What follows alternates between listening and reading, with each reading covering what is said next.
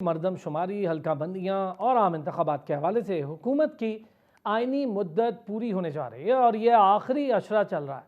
تاہم اب تک کئی اہم معاملات پر شکوک و شبہات کی دھند چھائی ہوئی ہے۔ ممکنہ طور پر آئندہ چند روز میں نگران وزیر اعظم کے مجوزہ نام بھی سامنے آ جائیں گے۔ تاہم یہ اب بھی غیر واضح ہے کہ عام انتخابات کب ہوں گے۔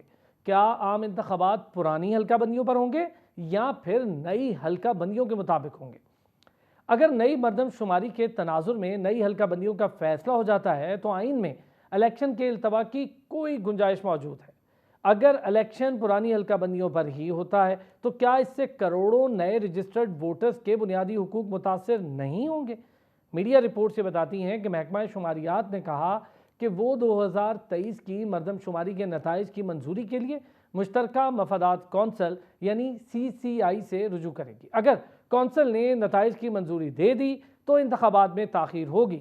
ذرائع کے مطابق مشترکہ مفادات کونسل کا اجلاس رواں ہفتے منعقد ہوگا۔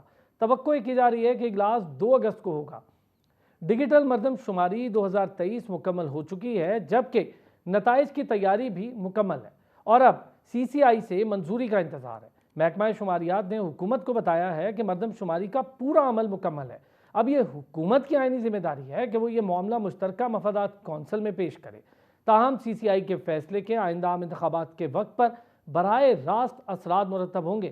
اگر CCI نے نتائج کی منظوری دے دی اور ان کی اشاعت کی اجازت دے دی تو پھر عام انتخابات کا انعقاد رواں سال اکتوبر یا پھر نومبر میں ہونا ممکن نہ ہوگا۔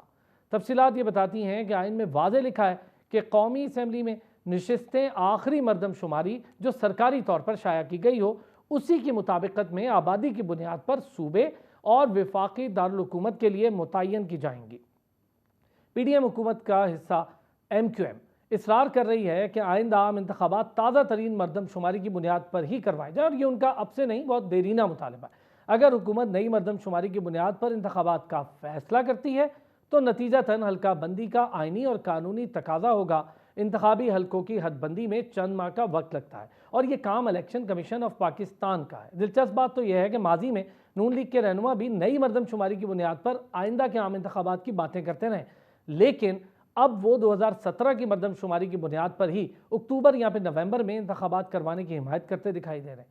عام انتخابات میں تاخیر کے امکان کے بارے میں سیاست اور میڈیا میں خدشات اور تجزیے بھی زیر بحث ہیں۔ یہ تو معاملہ تھا مردم شماری کا، لیکن اگر میں بات کروں 5 اگست 2019 کی بھی، جاتے جاتے اس کا بھی ذکر کر دوں تو 370(1) کے قوانین کے خاتمے کے بعد جو مقبوضہ کشمیر ہے جس پر غیر قانونی طور پر بھارت مسلط ہے، اس نے اس قوانین کی تبدیلی کے ساتھ ہی وہاں پر آبادی کا تناسب تبدیل کرنا اور مقبوضہ کشمیر کو ایک بڑی ترین دنیا کی انسانی جیل بنا کے رکھ دینا، یہ اس نے کر دیا ہے۔ لیکن دنیا بھر میں اس وقت خاموشی ہے اور کسی کے کان پر جوں نہیں رینگ رہی۔ ایک طرف اقوام متحدہ کی وہ قراردادیں جو مقبوضہ کشمیر میں رہنے والوں کو ان کے انسانی حقوق کے ساتھ ساتھ سیاسی حقوق اور ان کی رہائش کا حق دیتے ہیں، اپنی مرضی کے مطابق حکومت بنانے کا حق دیتے ہیں، اس پر آج تک کوئی عمل درآمد بھارت کی ہردرمی نے نہیں کیا اور اقوام عالم بھی اس میں ہردرمی ہی دکھاتی ہے۔